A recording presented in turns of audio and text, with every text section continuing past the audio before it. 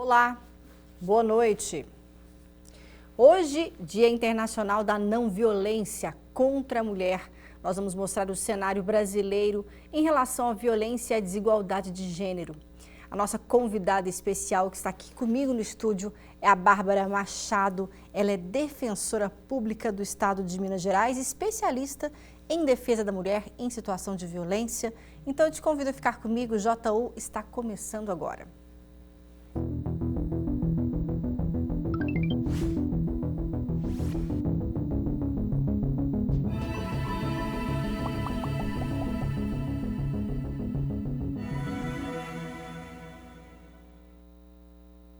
Bom, a FAO, Organização das Nações Unidas para a Alimentação e Agricultura, alertou que quase metade da população mundial não consegue comprar alimentos saudáveis e que os países precisam estar preparados para novos choques na produção e consumo de alimentos. Entenda mais sobre esse assunto na reportagem da nossa parceira. O relatório da FAO é um alerta. O mundo precisa se mobilizar agora para evitar que a fome se torne uma pandemia. O impacto econômico da Covid-19 mostrou que não é possível mais esperar.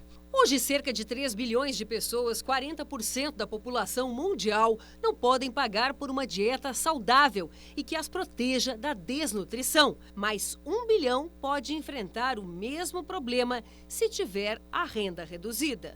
O momento exige sistemas agroalimentares mais eficientes. Eles envolvem todo o percurso que a comida faz do plantio até a mesa de cada cidadão do planeta, dos agricultores até motoristas de caminhão. O relatório apresenta os indicadores de 143 países, embora os mais pobres enfrentem os maiores desafios. Os de renda média, como o Brasil, também estão em risco. Aqui não faltam alimentos. O problema é o acesso desigual à comida. Sobe o preço dos alimentos, o que é bom macroeconomicamente para o Brasil, mas é ruim para os pobres brasileiros e para todos os brasileiros. Então esse é um paradoxo que já existe há algum tempo e é explicado pela alta desigualdade de renda e de condições de vida na chamada fazenda do mundo, que é o Brasil. O Brasil também é refém da falta de diversidade nas parcerias comerciais. 60% das exportações estão concentradas na China. Seria interessante a gente diversificar? Sem dúvida alguma. Mas como é que nós vamos encontrar um conjunto de nações, de compradores, que consiga substituir, mesmo que seja uma fração não integral, não na sua totalidade, a dimensão do mercado chinês? E mesmo as populações de países ricos podem ser afetadas por causa do longo caminho que os alimentos precisam percorrer até os consumidores. Além disso, o país, como o resto do mundo, sofre com as mudanças climáticas que afetam a produção agrícola. A solução, aponta o relatório, é investir na diversificação, buscar maior variedade no plantio, fortalecer a agricultura familiar, buscar alternativas de transporte e aumentar a conectividade, que permite uma resposta mais rápida no caso de problemas. Dado esse choque, se tiver uma produção menos concentrada no número limitado de produtos, a situação fica menos exposta a esse risco. A FAO também defende que, para atingir a meta de acabar com a fome no mundo até 2030, é preciso criar programas de proteção social. Passa pelo desenho de políticas que melhorem a distribuição de renda no Brasil, que melhorem o acesso a alimentos, temos programas de aquisição de alimentos, mais postos de trabalho para compensar essa nossa carência nutricional. E olha, hoje é o Dia Internacional da Não Violência contra a Mulher. E a redução dos números de violências contra as mulheres passa com certeza pelas políticas públicas e muitas delas precisam sim ser revistas. A reportagem do JU conversou com a presidenta do Conselho Municipal de Direitos das Mulheres, a Raquel Tiberi. O conselho foi fundado em 1997. Veja na reportagem de Adriana Oliveira. Só em 2020, por meio do Ligue 180 e Disque 100, foram recebidas 105.821 denúncias de violência contra mulheres no Brasil. Esse número representa 30% de todas as ligações para estes dois números neste período. Segundo uma pesquisa recente do Datafolha, 1 em cada 4 mulheres brasileiras sofreu algum tipo de violência durante a pandemia. Os números assustam e, se não incomodam, algo está errado na sociedade. Raquel Tibéria é presidenta do Conselho Municipal dos Direitos das Mulheres de Uberlândia e acredita que esse número deve ser bem maior. Já era uma pandemia antes da pandemia, a questão da violência doméstica. No início, quando eu ficava vendo aqueles boletins de Covid, tantos mortos, não sei o que, eu ficava pensando quantas mulheres são agredidas por minuto, a cada 4 minutos, né, estupro, assédio, feminicídio. E esses números, muitas vezes, não são divulgados, porque a gente aceita. A gente aceita isso como natural. A qualificação, tipificação de feminicídio é recente. Antes era homicídio e era julgado da mesma forma. Hoje em dia já existe o crime de feminicídio, porque se entende que existe sim um recorte de gênero, que existe sim algo ali que tem a ver com o patriarcado.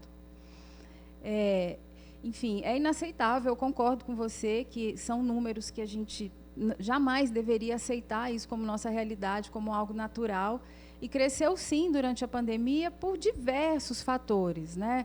O isolamento social, as preocupações com as questões financeiras, que a gente está com uma crise imensa no país atualmente financeira, a preocupação com a saúde, obviamente, com medo do vírus. Então, esse convívio dentro do lar, o lar é o lugar mais perigoso para as mulheres. O lugar mais perigoso não é na rua, é dentro de casa. Os números dizem isso. Há muitos mitos nessas violências que precisam ser desconstruídos. Como colocar a mulher como responsável pela violência que sofre, principalmente se ela volta para o companheiro abusador. Por isso, criar políticas públicas para mulheres é necessário e urgente. Raquel comenta que essas políticas podem ajudar a mudar o panorama sombrio das violências sofridas pelas mulheres, principalmente com a participação delas em posições de poder. Sabe aquele velho ditado de que em briga de marido e mulher ninguém mete a colher? Deixa isso no passado. Essa é uma luta atual do Conselho que já conta com algumas conquistas. Com certeza, a apatia também é um ato político, né? Eu entendo que tudo é política. Assim, a política começa no nosso corpo, na nossa maneira de olhar o mundo, de ver o próximo, de nos relacionarmos com o outro, com o mundo.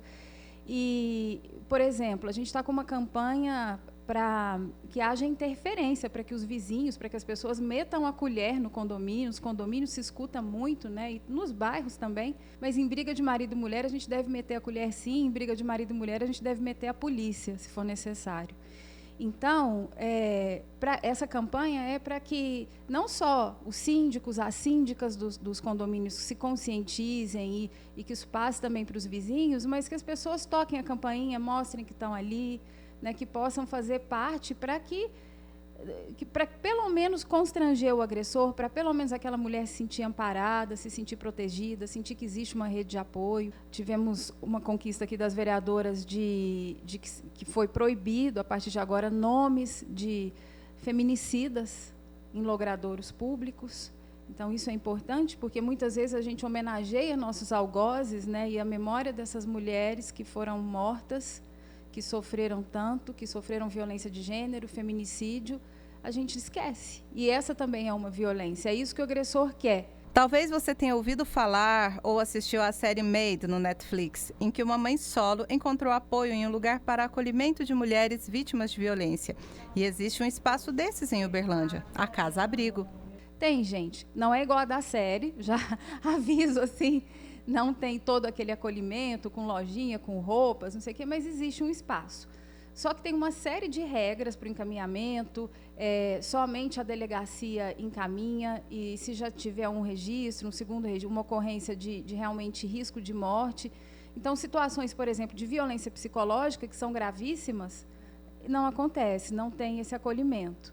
Raquel Tibéria assumiu a presidência do Conselho Municipal de Direitos das Mulheres de Uberlândia em março de 2020, bem junto com a pandemia, e entrega o cargo em março de 2022. Por conta da pandemia, o modo de trabalho foi readaptado para o remoto e teve bons resultados, como um curso de formação política em feminismos com participantes de todo o Brasil. Isso significa que se tem gente disposta a estudar, tem gente disposta a mudar. Inicialmente seria para no máximo 100 pessoas, mais ou menos, porque nós somos 64 conselheiras, são 32 assentos entre sociedade civil e governo, né? Governo tanto federal, estadual e municipal. A maior parte do poder público é do município, mas é paritário. Uma formação que inicialmente seria para nossas conselheiras e que a gente, como abriu online, a gente teve quase 1.000 inscrições em 2 dias, em que a gente divulgou nas redes. Então, a gente teve que encerrar, porque a gente não sabia como que ia conseguir, a plataforma tinha limite, aí a gente teve que fazer retransmissão pelo YouTube. Foi muito bacana, assim, foram várias sessões, quase 3 meses de curso, então tem sido realmente gratificante poder contar com essas mulheres para que acompanhem as nossas pautas, essas questões que são tão importantes para a nossa evolução mesmo como sociedade. Muito bacana. Raquel, Tibério, muito obrigada pela entrevista cedida ao nosso Jornal da UFO. Esse trabalho é fundamental do Conselho, né, Municipal. E aqui comigo agora, ao vivo, no estúdio, eu recebo a Bárbara Machado. Ela é defensora pública do Estado de Minas Gerais, especialista nessa causa, na defesa das mulheres em situação de violência. Então, seja muito bem-vinda, Bárbara. Boa noite. Boa noite. Eu agradeço o convite, agradeço a oportunidade de poder debater e esclarecer um pouco sobre esse tema que é tão importante, não só para as mulheres, mas também para toda a sociedade do nosso país. Bárbara, há quem diga ainda que alguns assuntos é muito mimimi, né? E aí a gente tem que ter muito cautela, muito cuidado para falar de forma muito séria sobre isso, porque o Brasil está entre os 5 países que se mais mata mulheres no mundo. Exatamente. A gente que atua nessa área, que trabalha diariamente com a violência contra a mulher, que recebe, que acolhe mulheres e meninas que sofrem violência em suas mais variadas hipóteses, né? Uhum. A gente fica muito triste quando a gente ouve falar que desigualdade entre homem e mulher é mimimi, que machismo e que as consequências do machismo e do patriarcado não existem mais e que, né, não passam de mimimi. Porque a gente vê no dia a dia, a gente vê que não é assim que acontece, né? A gente vê que as mulheres são agredidas pelo fato de serem mulheres e que elas sofrem em nossa sociedade aquela violência estrutural, a violência que está impregnada em todos as instituições de nossa sociedade, sejam instituições públicas, sejam instituições privadas, da própria religião, da própria família. Então, esse assunto não é mimimi e o meu trabalho cotidiano, as mulheres que eu atendo diariamente me comprovam isso.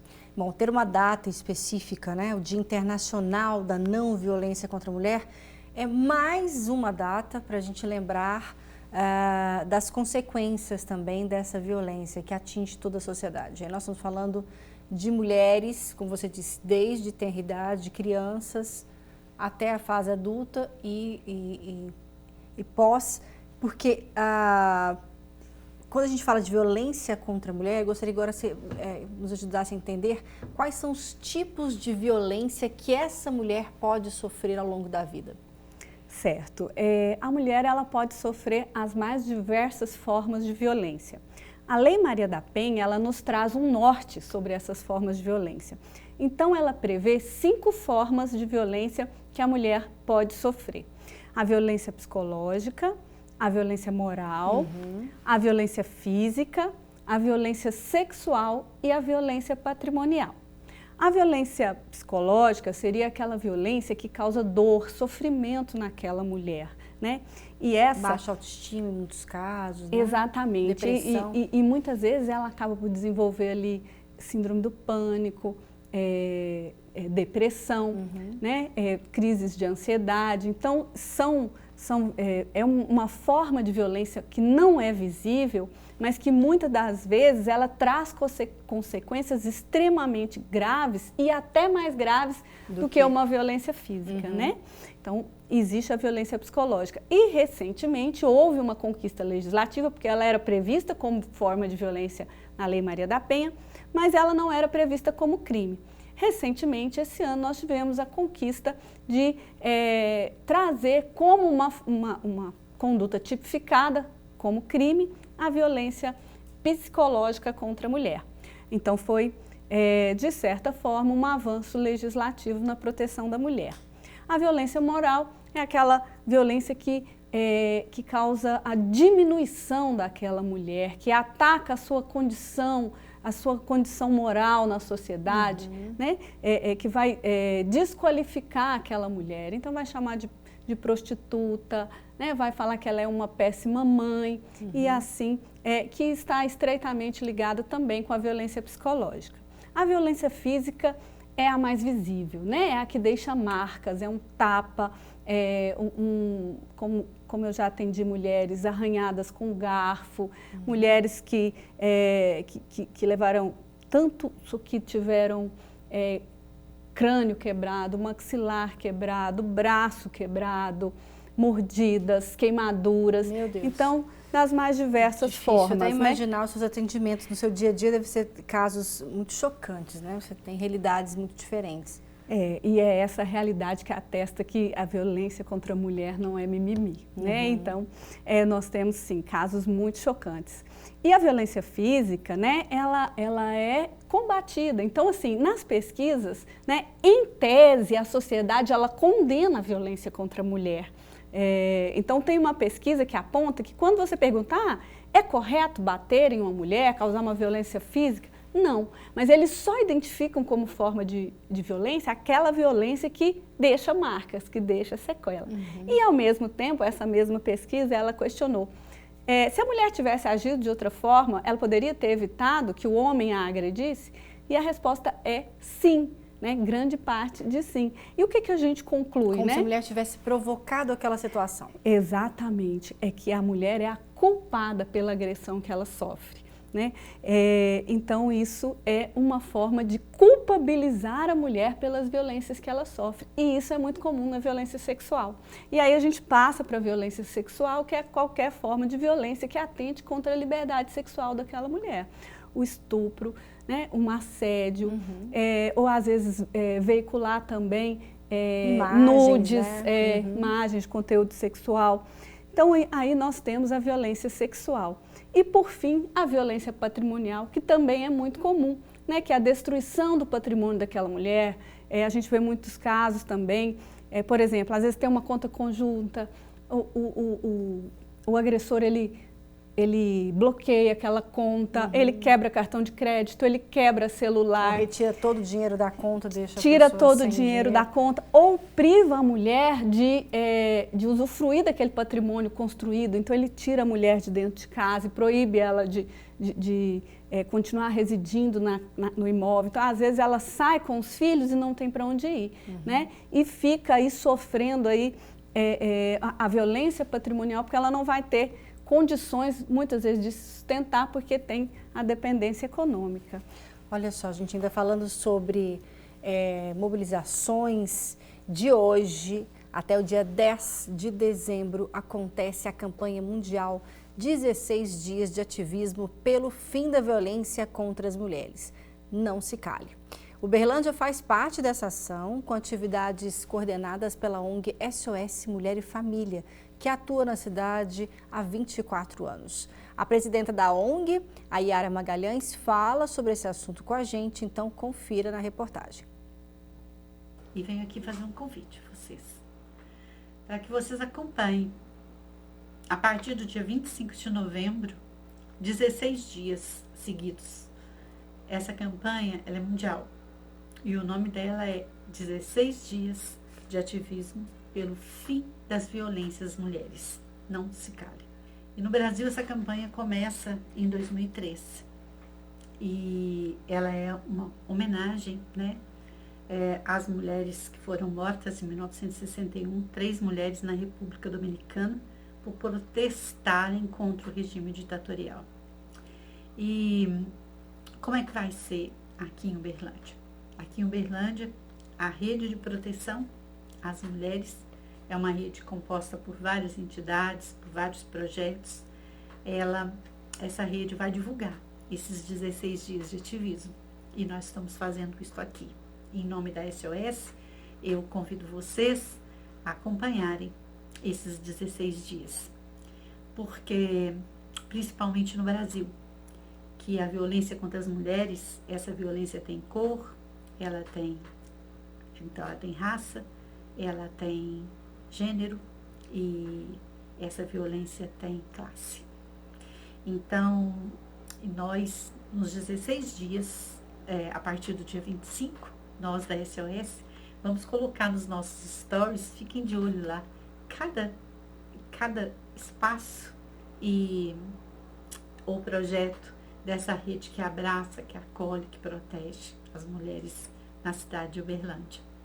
E no dia 9 de dezembro, nós estaremos lá no Terminal Central, fazendo essa conversa presencial, né? Presencial, com cuidados, com distanciamento, mas nós vamos conversar, ouvir, pensar nesse cuidado que nós precisamos. Muito obrigada, Yara Magalhães, pelas informações, viu? Muito bacana, então, esses 16 dias aí com as ações. Continue acompanhando pela ONG SOS Mulher e Família, como participar. Aqui no estúdio, a Bárbara Machado, defensora pública do Estado de Minas, que atua nessa questão da defesa das mulheres. Estávamos falando, então, sobre dados, sobre a realidade cruel que nós enfrentamos no nosso país com relação à violência contra a mulher. E aí, nesse sentido, Bárbara, eu gostaria que você nos orientasse de 2 formas. Aquela mulher que precisa de ajuda, mas não sabe como dar o primeiro passo, né? Onde ela deve buscar essa ajuda, o que ela deve fazer.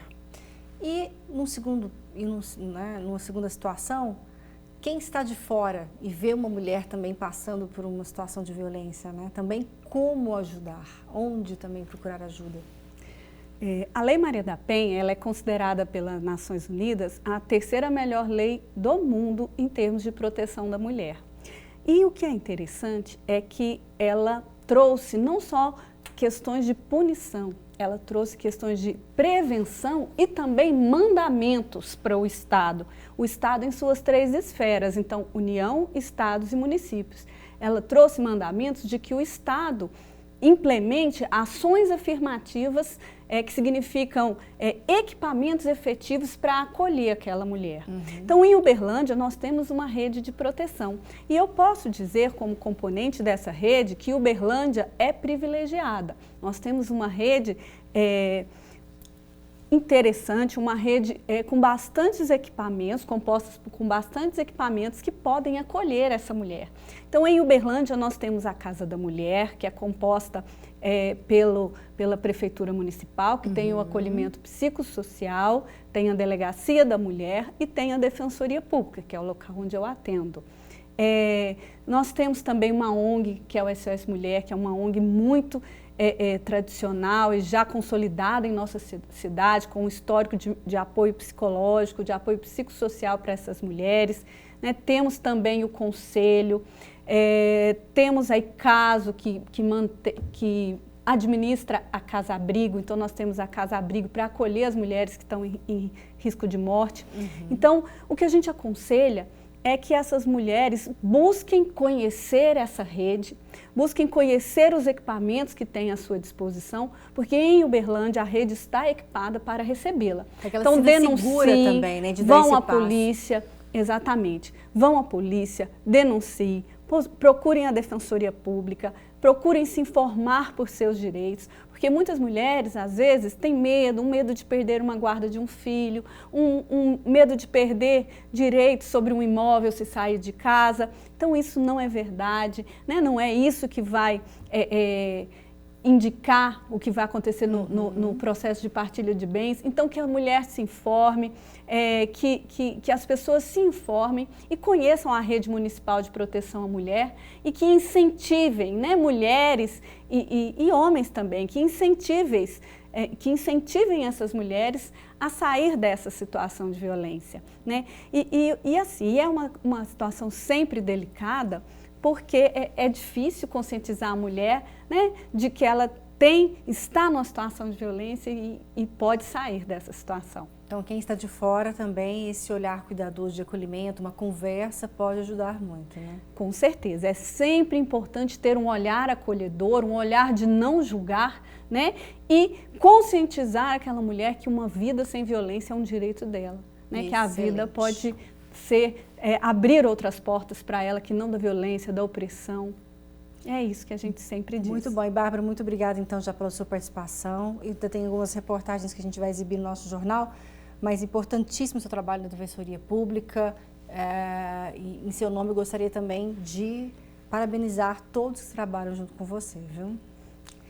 E o nosso jornal ainda tem alguns assuntos importantes para você, olha só. Vamos falar sobre mobilidade, é o primeiro edital de 2022 para credenciamento dos discentes interessados em mobilidade internacional. Estão com as inscrições abertas até o dia 10 de dezembro. As vagas são ofertadas nas modalidades à distância e presencial. Os discentes podem pertencer a qualquer área de conhecimento da UFO, porém é preciso que atendam alguns requisitos para realizar a sua candidatura, como estar matriculado regularmente em um curso de graduação da instituição, ter nacionalidade brasileira ou visto nacional permanente e também não ser transferido para a universidade nos últimos 3 semestres, tá? Tem algumas condições que precisam ser cumpridas.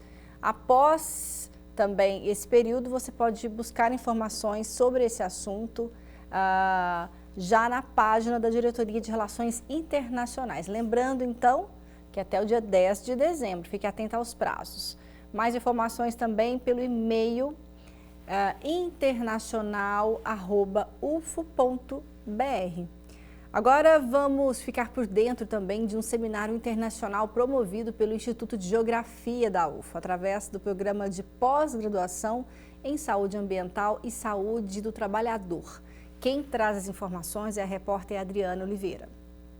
O tema de 2021, que será uma edição online, é Cidades Saudáveis, do passado ao futuro, desafios globais. E quem vai contar para a gente um pouquinho mais sobre esse seminário é a discente Aparecida Elaine Figueiredo. Então, Adriana, esse evento o tema é um tema muito importante porque ele traz um assunto muito atual, né, que a sociedade passa por muitos desastres ecológicos, muitos problemas ambientais e nós focamos nessa área e resolvemos trazer como convidados 2 palestrantes de outros países. Então vão participar, na verdade, Moçambique, Portugal e Brasil, tendo uma representante de Moçambique e outra de Portugal. E esse evento está sendo proposto pela turma 7 do curso de mestrado do Instituto de Geografia, do mestrado profissional em Saúde Ambiental e Saúde do Trabalhador, especificamente em Saúde do Trabalhador, que é o tema do nosso seminário. Aparecida, qual que é o público-alvo desse seminário? Tem um público mais direcionado? Podem participar discentes de outras áreas, né, que não seja a geografia, por exemplo? Não existe um público-alvo, não. Na verdade, toda a sociedade pode participar desse evento, mas entre eles, pesquisadores, profissionais, gestores, docentes, discentes das áreas de saúde, né, e meio ambiente. Ele objetiva, na verdade, debater um tema proposto entre a academia e a sociedade, né?